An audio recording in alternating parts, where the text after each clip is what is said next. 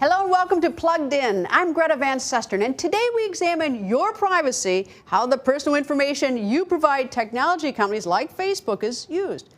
We're using that technology right now to reach you live on Facebook. So send us your questions and comments, and so we can get you some answers. And today, I'll talk to a commissioner of the Federal Trade Commission, the U.S. government's enforcer of rules regarding use of data collected by Facebook and other internet companies. But first, we go to the United States Capitol, where Facebook founder and CEO Mark Zuckerberg is being questioned by lawmakers, maybe even grilled, for a second day about his company's failure to protect private information from political firm Cambridge Analytica. VOA congressional correspondent Catherine Gibson joins us live on Capitol Hill with day 2 of the Zuckerberg hearings. Catherine? That's right, day 2 of the Zuckerberg hearing. So it's been a very packed day of testimony, as you said.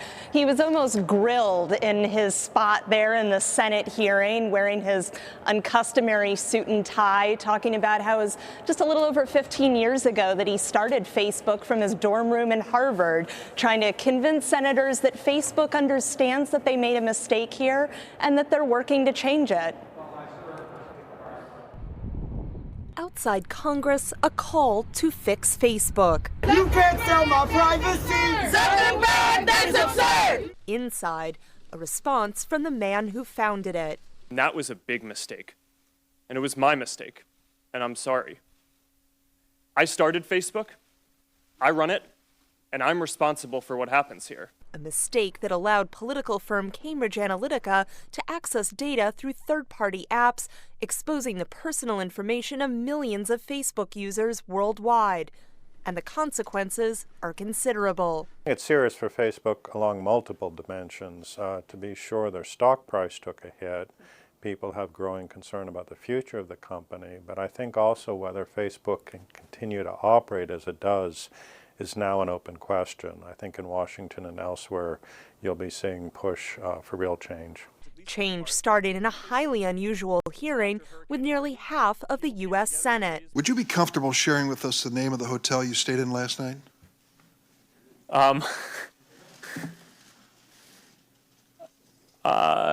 No. If you've messaged anybody this week, would you share with us the names of the people you've messaged?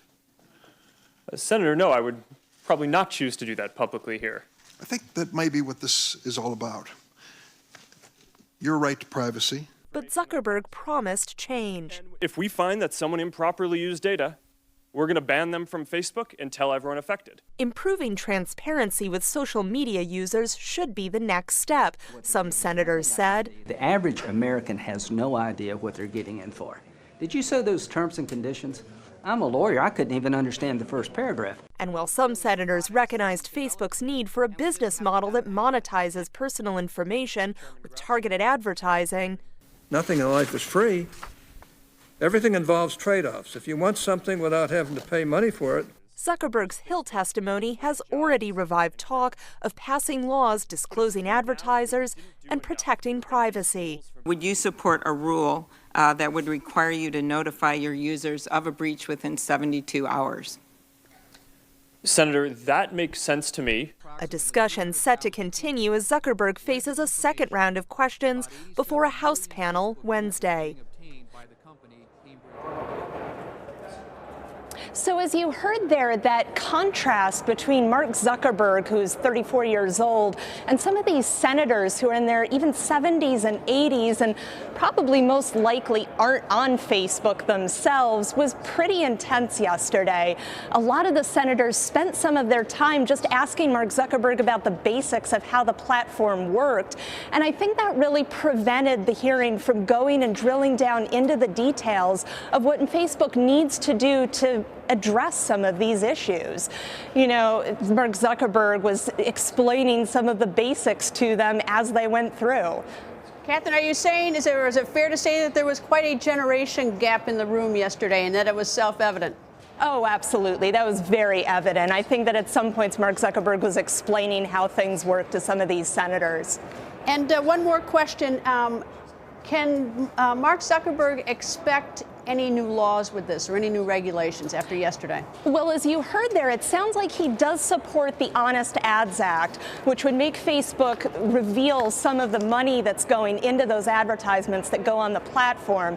The bigger question is whether he'd support some more comprehensive privacy legislation.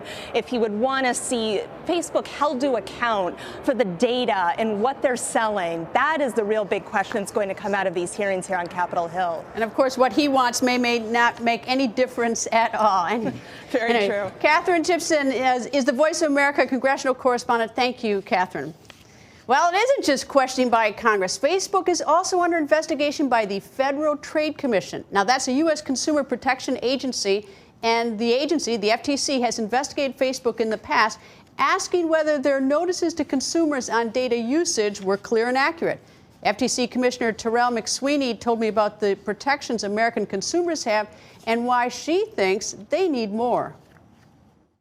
As I understand that the FTC can protect me, or that's part of your mission, to protect me as a consumer of Facebook. But if you are in the Ukraine, and let's say that we have no idea if there's a data breach because we can't even detect it, do you have any authority over an American corporation that may have a data breach in the Ukraine or in other parts of the world?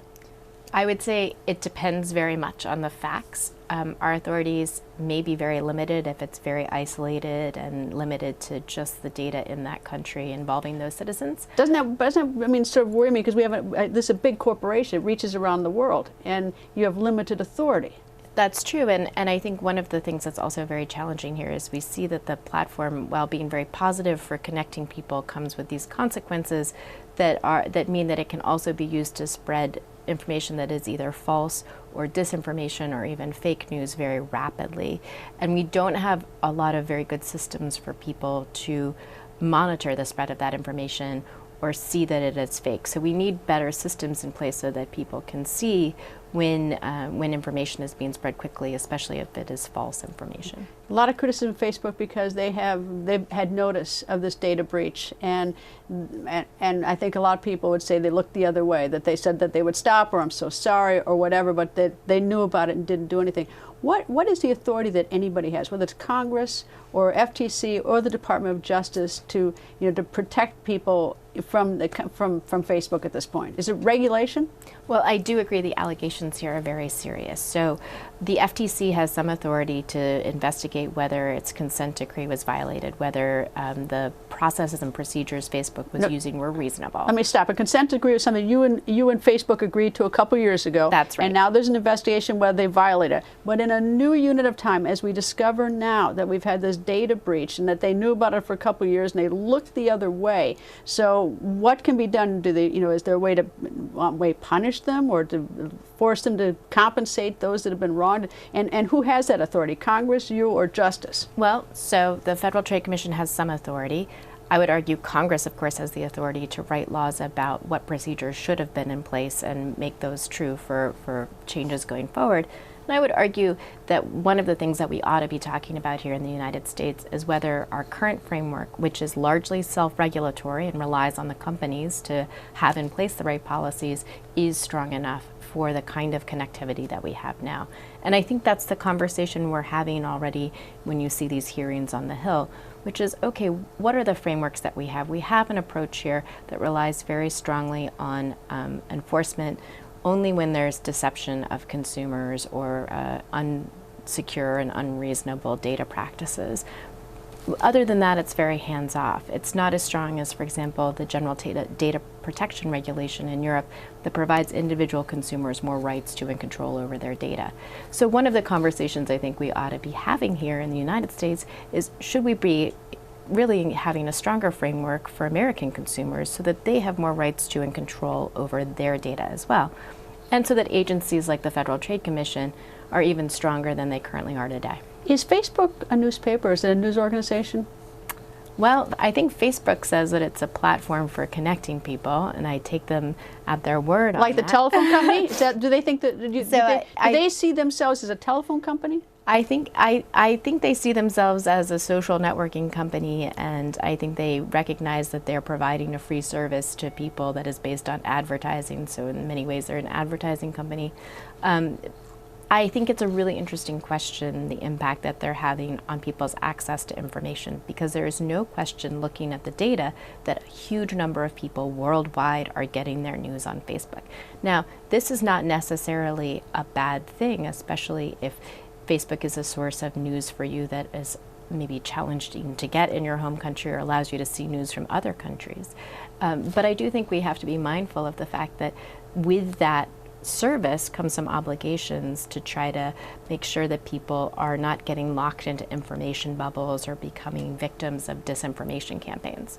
Yeah, you know, it's sort of interesting is that we get our newspaper, or we get our news from so many different organizations here in the United States, but you go someplace like in Northern Africa, Facebook on your iPhone may be the only place you're getting news. And so whatever that news is, the fact that that news needs to be really accurate because it can't be tested against anything makes it very different. Mm-hmm. I mean, and I think one of the things that is an important conversation that we're also having right now in the country is, okay, if ad revenue, which is traditionally a source of the capital that you need to be a newspaper or be a news organization, is being very dominated by online platforms, how do we make sure that we still have quality news and journalism and diversity of viewpoints being available to people?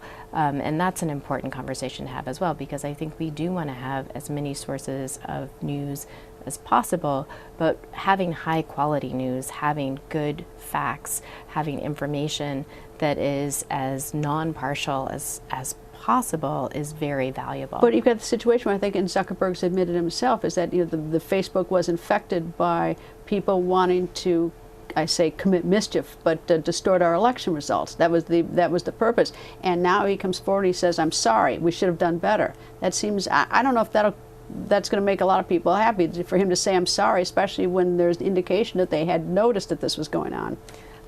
Look, I think whether saying "I'm sorry" is sufficient is the right question to ask, and I do hope that we continue to have an active conversation here with the Congress about how we can strengthen the policy and protections to prevent this kind of thing from happening.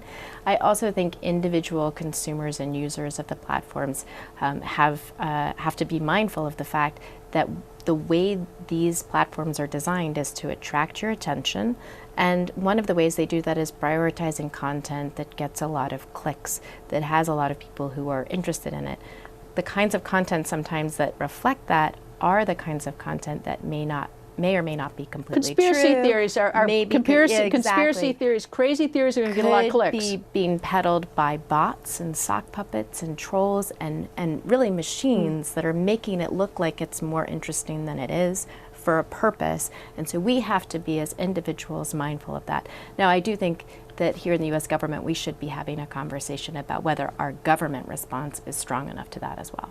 And I guess that on the bright side is that it's good here in the United States that we are having that discussion now, and then we also have the First Amendment and speech, and we're all devoted to that. Although we are a little bit late having this discussion.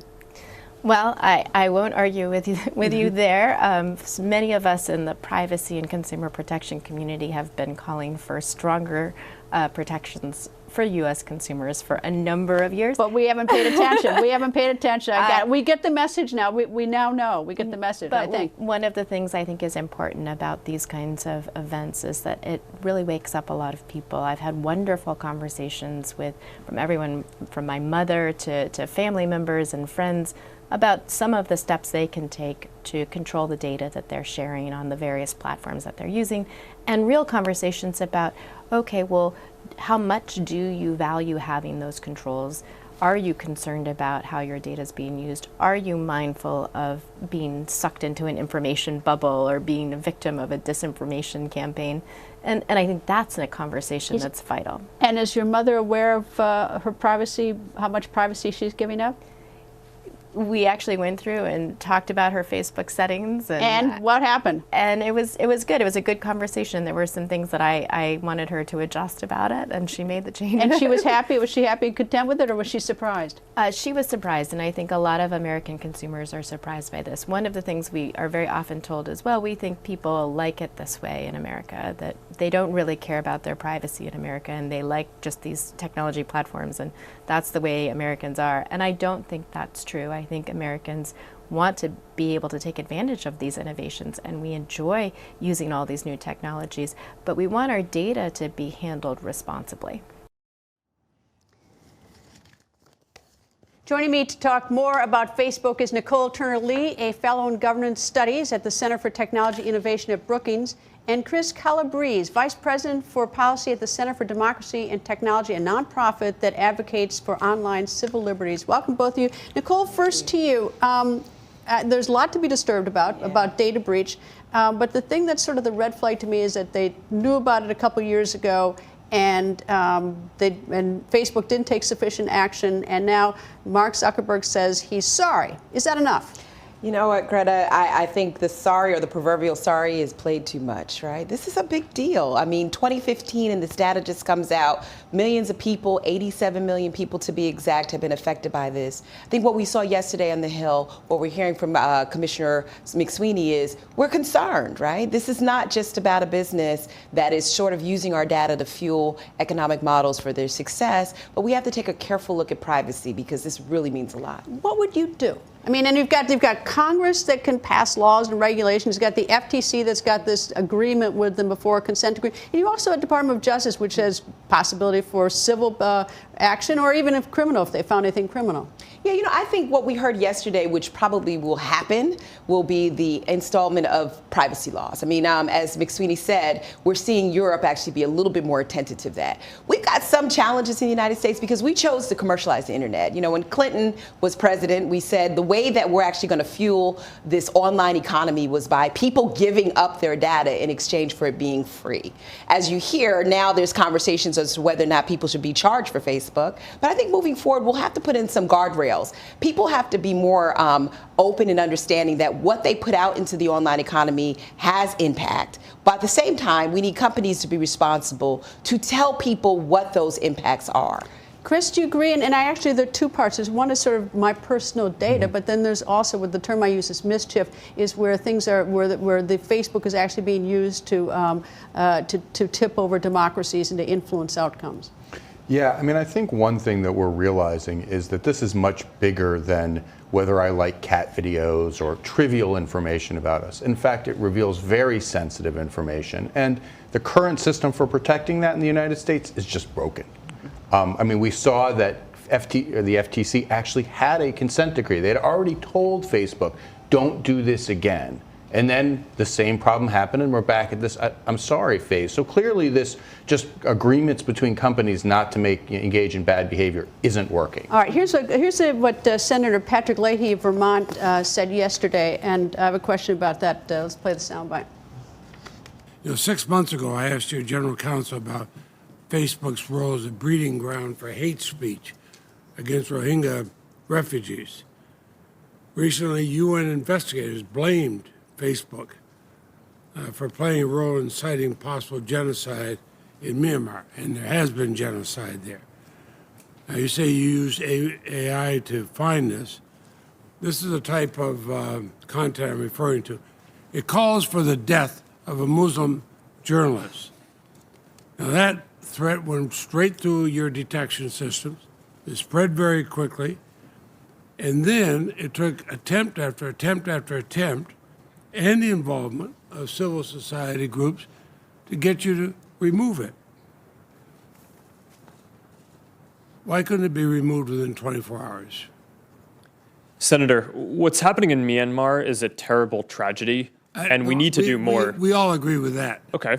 But UN investigators have blamed, you blame Facebook for playing a role in that genocide. We all agree it's terrible. How can you dedicate, and will you dedicate, the resources to make sure such hate speech is taken down within 24 hours? Yes, we're working on this. And there are 3 specific things that we're doing. One is we're hiring dozens of more Burmese language content reviewers, because hate speech is very language specific. It's hard to do it without people who speak the local language, and we need to ramp up our effort there dramatically. Second is we're working with civil society in Myanmar to identify specific hate figures so we can take down their accounts rather than specific pieces of content. And third is we're standing up a product team to do specific product changes in Myanmar and other countries that may have similar issues in the future to prevent this from happening. Chris, I'll take a little issue, well, a lot of issue with Mark Zuckerberg by calling that ethnic cleansing a tragedy is not exactly. I mean, it's so cruel and vicious to begin with. Right. But what is sort of our nation's moral responsibility to the world? This is an American company on the NASDAQ, on our stock exchange here.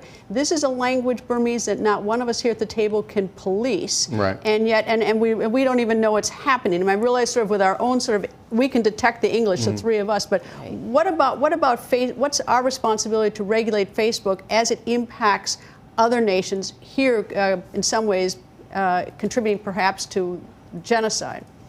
Well, I'm going to be honest, this is one where I may be on a little bit of a different place. I mean, I think we all have the right to control our personal information, but we have to be careful about systems that would restrict our free speech as well, because Facebook has a lot of power over what we say.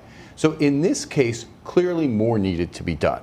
But it's not obvious that we want the government stepping in and saying, you must. So do what? I mean, what's our sort of moral responsibility? If we, I mean, this is obviously an extreme case, but if we know this is going on, I mean, or if we're not even looking because we can't tell. I think our responsibility is to create a company that gives people agency and control. So you must know what you're revealing when you put information on Facebook, in case you may be revealing something that can be shared with the government. That's different. That's different. This is Mark Zuckerberg,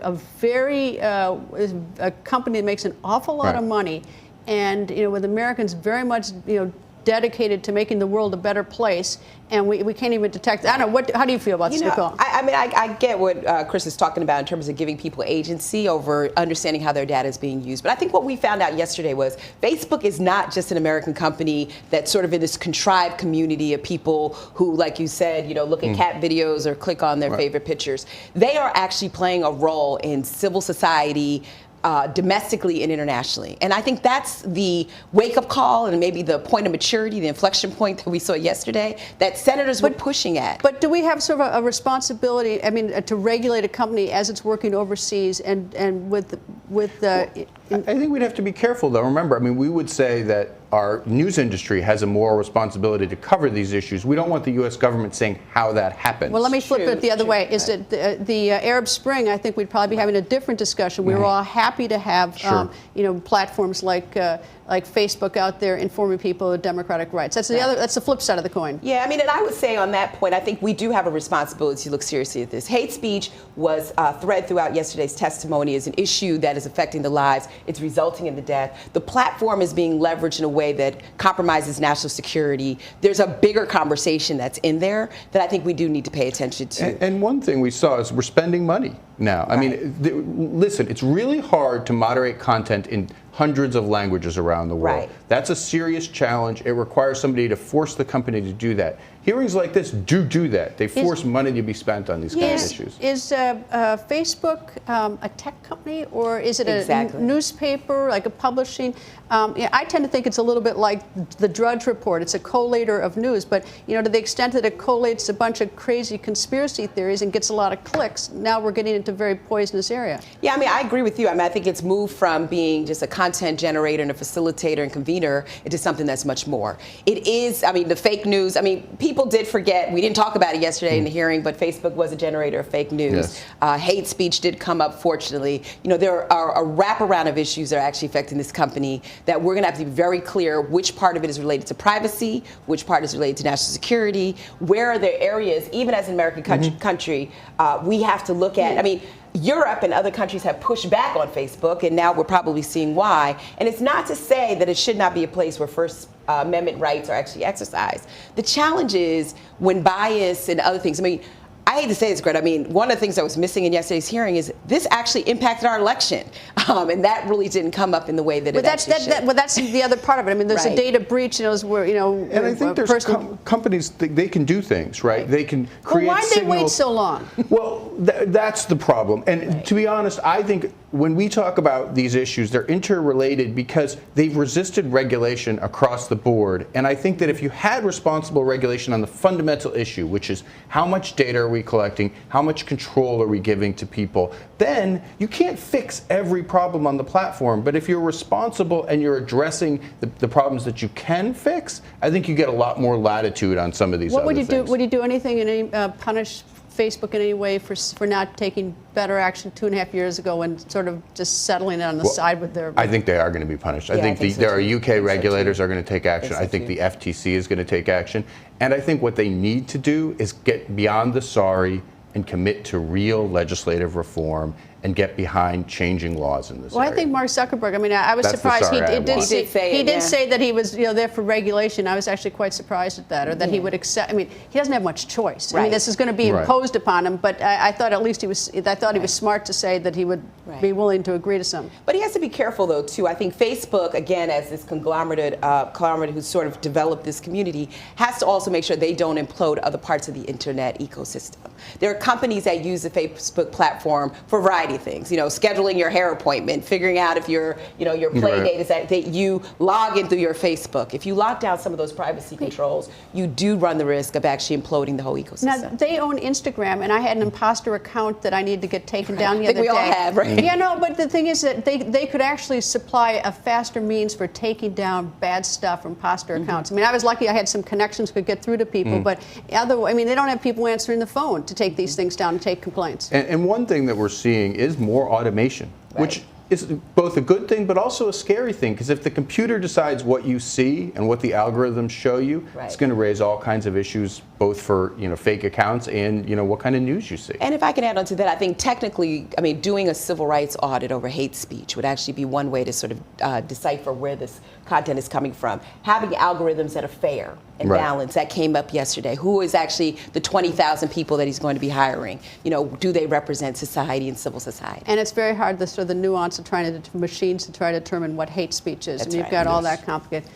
We have to end the discussion right there. There's a lot to talk about. There's a lot going on. Anyway, I'd like to thank my guests, Nicole Turner-Lee from Brookings Institution and Chris Calabrese from the Center for Democracy and Technology. Thank you very much. And that is all the time we have for today. Stay plugged in. You can comment about the show on Facebook at Voice America. You can also comment on my Facebook page if you dare now to be on Facebook. Now go ahead. Facebook.com/Greta. Comment and tell me what you think about the show. Also, follow me on Twitter @Greta. Thank you for being plugged in.